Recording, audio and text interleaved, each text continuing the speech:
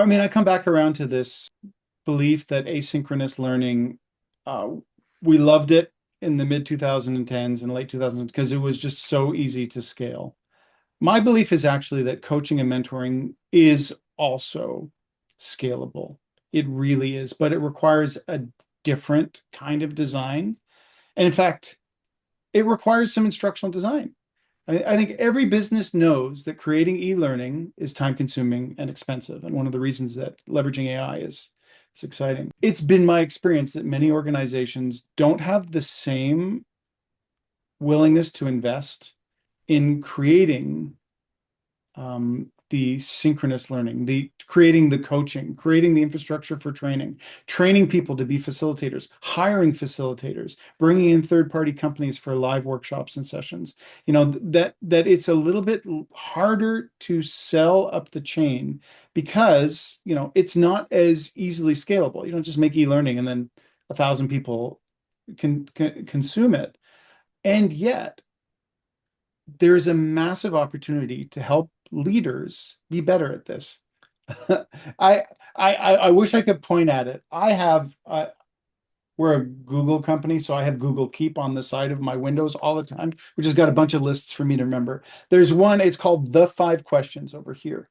And I'm going to just read a couple of them because this has been my cheat sheet as a leader when I'm working and coaching with my team. And I was given this like a decade ago. They're just always there. How are you doing? What else?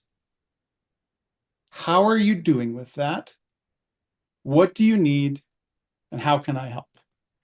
And if someone read that list to me, I'd be like, yeah, of course, of course, of course, that's what you ask. The fact of the matter is, when I jump into a coaching session and I don't have that up, we're just chit-chatting. How's your family? How's this? What do you think about soccer? Like it, and we never get to that unless I have so much intentionality to bring those questions. Those are simple questions, but they're really, really good questions. And I bring up that example again, you know, admitting that sometimes I'm not effective as a coach, a mentor, or a leader because I just I just want to chat because it's easy. It's harder. It's much harder to bring that, but it supports your team and it is super duper human. So my point with all of that is that simple tools can help leaders from winging it.